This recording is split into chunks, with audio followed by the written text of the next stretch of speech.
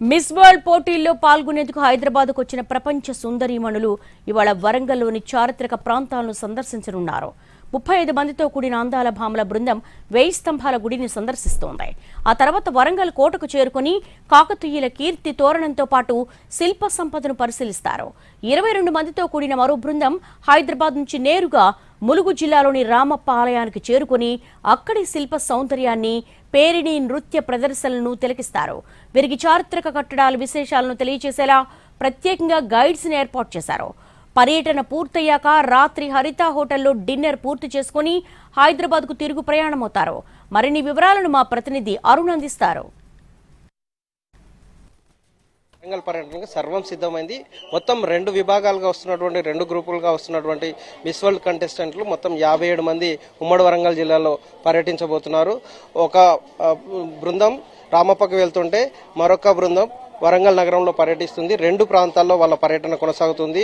వరంగల్ నగరంలో పర్యటన చేస్తున్నారు. అందులో భాగంగా వరంగల్ కోటతో పాటుగా అలాగే 1000 స్తంభాల గుడిని వాళ్ళు ఇక్కడ పర్యటనకు వచ్చి పరిశీలిస్తారు, సందర్శిస్తారు. ఈ కట్టడాలను, కాకతీయ రాజుల కట్టడాలకు సంబంధించినటువంటి విశిష్టతను తెలుసుకుంటారు. వివిధ దేశాలకు సంబంధించినటువంటి సుందరీమణులు వస్తున్న నేపథ్యంలో మొత్తం కాకతీయ కట్టడాలని పూర్తిగా సుందరీకరించడం జరిగింది, అలంకరించడం జరిగింది. లైటింగ్తో, ప్రత్యేకమైన లైటింగ్తో వీటి విశిష్టతను మరింత చాటి చెప్పేలాగా ఇక్కడ ఉన్నటువంటి జిల్లా యంత్రాంగం అలాగే టూరిజం విభాగానికి సంబంధించినటువంటి అధికారులందరూ కూడా పూర్తి ఏర్పాట్లు చేయడం జరిగింది. వరంగల్ నగరానికి వస్తున్నటువంటి సుందరీమణుల రాక నేపథ్యంలో భారీ పోలీస్ భద్రతా చర్యలు కూడా తీసుకోవడం జరిగింది. మూడంచెల భద్రతా చర్యలను ఏర్పాటు చేయడం జరిగింది. 3 అంచెల భద్రతా చర్యల మధ్య వాళ్ళ పర్యటన కొనసాగుతుంది.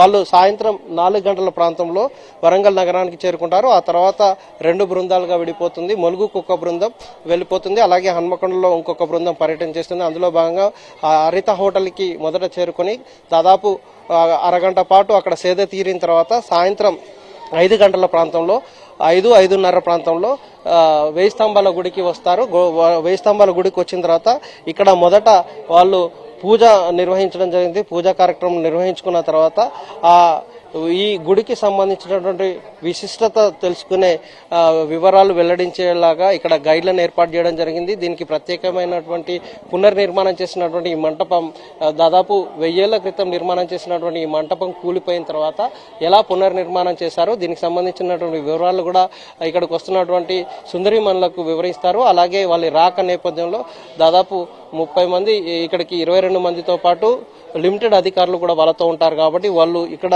కొంత ప్రేరణి నృత్యం అలాగే ఇక్కడ సాంస్కృతిక కార్యక్రమాలు నిర్వహిస్తే సాంస్కృతిక కార్యక్రమాలకు తగ్గట్టుగా వాళ్ళు తిలకించేలాగా ఒక డయాస్ని అయితే ఏర్పాటు చేయడం జరిగింది. ఈ డయాస్లో కూర్చుండి ఇక్కడ సాంస్కృతిక కార్యక్రమాలను వీక్షిస్తారు. ఆ తర్వాత ప్రత్యేక లైటింగ్తో ఏర్పాటు చేసినటువంటి ఈ 1000 స్తంభాల గుడికి సంబంధించినటువంటి విశిష్టతను కూడా గైడ్ వాళ్ళకి వివరించడం జరుగుతుంది.